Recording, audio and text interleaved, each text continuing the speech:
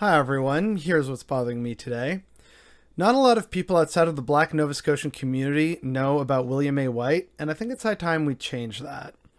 Now, William A. White was a Baptist minister, an army chaplain, and a leading member of the Black Nova Scotian community during his lifetime. He was the army chaplain for the Number 2 Construction Battalion, which many Canadians are probably familiar with because it's in most of our textbooks as a footnote.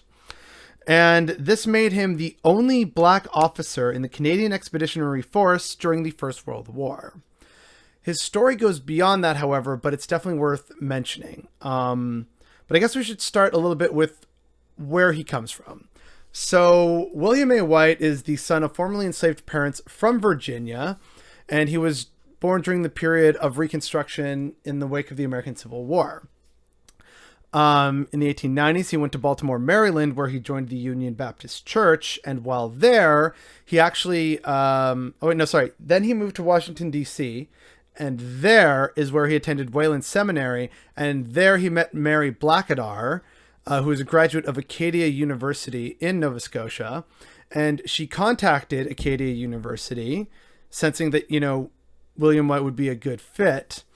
And, also with the Baptist ministry and the Baptist community among black people in Nova Scotia, it kind of ended up being a really good fit. And so he was accepted to the university in 1899.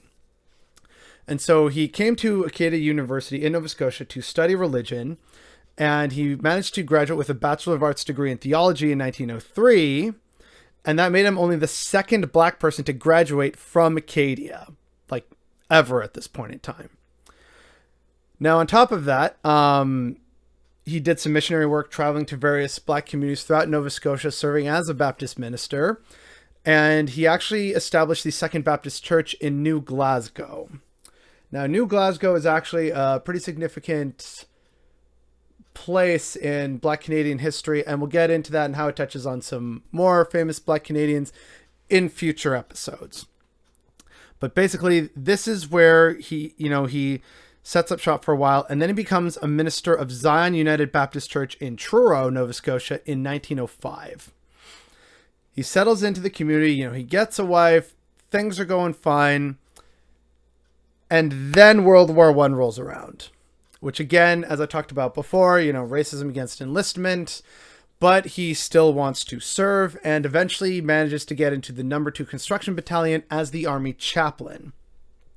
Now, all of the officers in the Number 2 Construction Battalion were white, with the exception of Reverend White here. And while parts of the Number 2 Construction Battalion were in the north of France, the vast majority were tied to the Canadian Forestry Corps and sent into the Jura Mountains of southeastern France, which are if you want to know where these are, they're close to Geneva and Lausanne, Switzerland. This is where they were for most of the war. And yet, once again, while here and serving their country and serving the empire, they faced a lot of racism. According to Reverend White himself, a lot of people wouldn't accept him as chaplain, even if they didn't have one.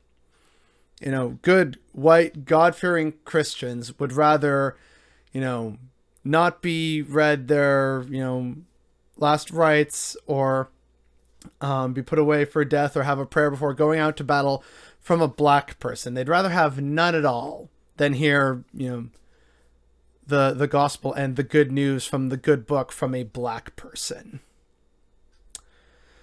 So yeah, that's a proud part of our heritage. So after the war and after serving their time, the Number 2 Construction Battalion is disbanded in 1920, and Reverend White goes back to his community and continues to be an advocate for, black rights, equality, justice, and just trying to, be a good leader in the community. In the 1930s, he actually pioneers a popular series of monthly radio broadcasts that end up being broadcast across Canada and across the northeastern United States, the areas that more closely border Nova Scotia and New Brunswick.